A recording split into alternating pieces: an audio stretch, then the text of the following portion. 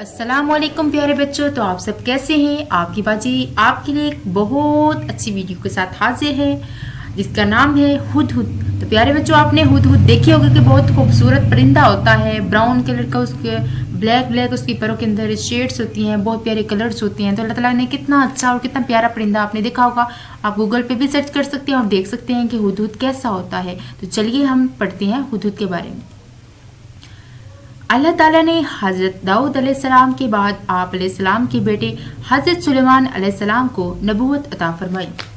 हज़रत दाऊद अलैहिस्सलाम अपनी कौम बनी इसराइल के बादशाह भी थे, इसलिए हज़रत सुलेमान अलैहिस्सलाम को वर्से में बादशाहत भी मिली। अल्लाह ताला ने हज़रत सुलेमान अलैहिस्सलाम को बहुत बड़ी सल्तनत अता फरमाई थी और आप अलैहिस्सलाम इंसानों के ही नहीं जिन्नात और हिवानात के भी बादशाह थे। आप अलैहिस्सलाम के दरिंदों, चरिंदों, परिंदों, हिशरात और लर्ज की बोलियों का इल्म भी अता किया गया। इनके अलावा हवा को भी आप अलैहिस्सलाम के ताबे फरमाया गया। आप अलैहिस्सलाम जब चाहते हवा आपका तख्त उड़ाती और जितना फासला कोई तेज रफ्तार घुड़सवार एक माह में तय करता है, आप अलैहिस्सलाम 10 के बराबर सफर चंद घंटों में तय कर लेते। यानी आप अलैहिस्सलाम वो सफर जो एक तेज रफ्तार घोड़ा एक महीने में तय करता है, आप चंद सेकंडों में तय कर लेते।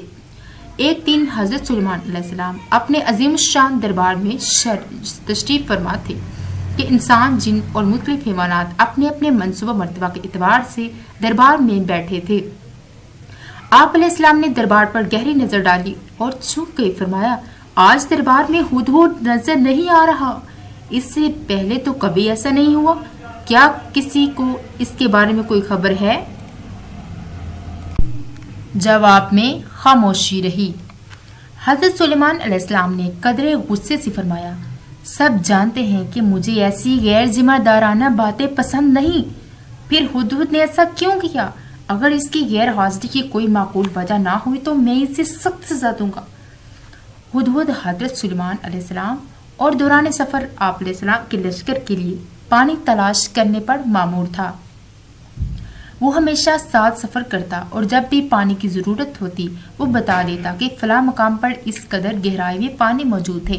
हजरत सुलेमान अलैहिस्सलाम जिन्नों को इस जगह खदाई का हुक्म देते। हुदहुद की बात हमेशा दुरुस्त साबित होती। खदाई से वाफिर मिकदार में पानी हासिल होता जिसे पूरा लश्कर इस्तेमाल करता। हजरत सुलेमान अलैहिस्सलाम की बात अभी खत्म ही हुई थी कि हुदहुद दरबार में हाजिर हो गया। वो सख्त थका हुआ नजर आता था। कहाँ रह गए थे तुम? हजरत सुलेमान अलैहिस्सलाम ने सख्त लहजे में इससे पूछा। जानते नहीं, मुझे ऐसी गैर जिम्मेदाराना बातें सख्त नापसंद थे। हजरत सुलेमान अलैहिस्सलाम के लहजे ने हुदहुद को खौफ ज़दा कर दिया।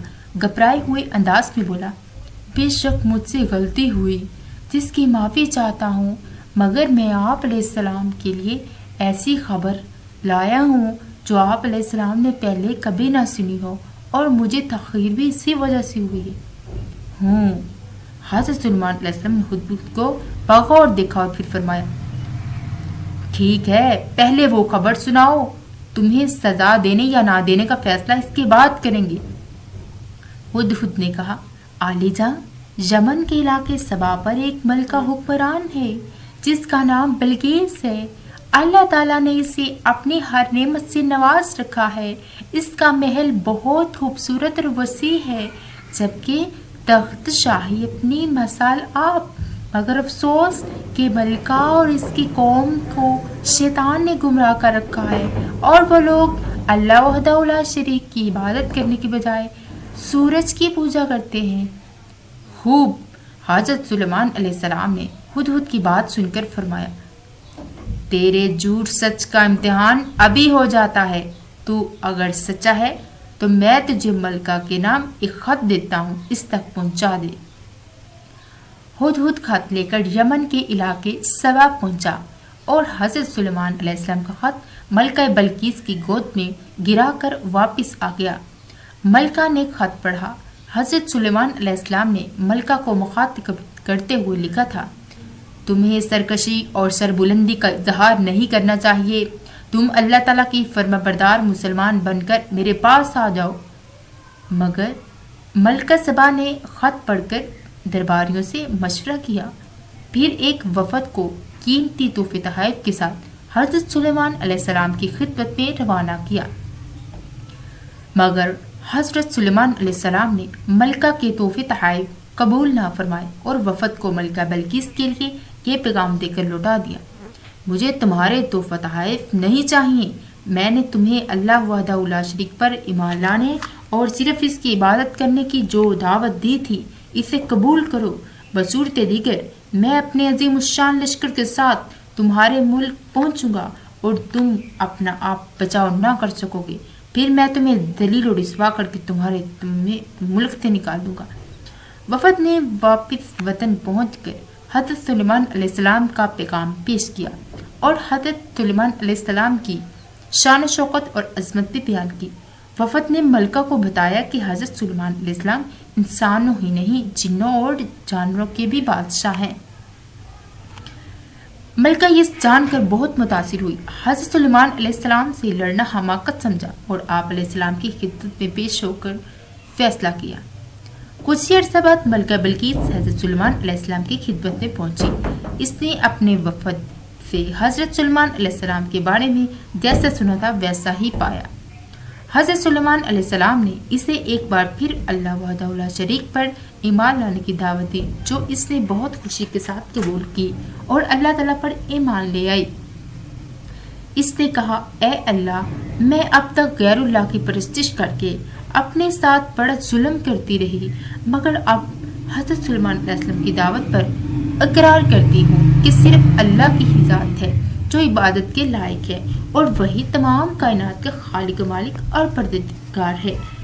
تو پیارے بچوں، یہ واقعہ قرآن مجید کی سورۃ النمل آیت نمبر 20 اور 24 میں ہدہد پرندے کا ذکر موجود ہے۔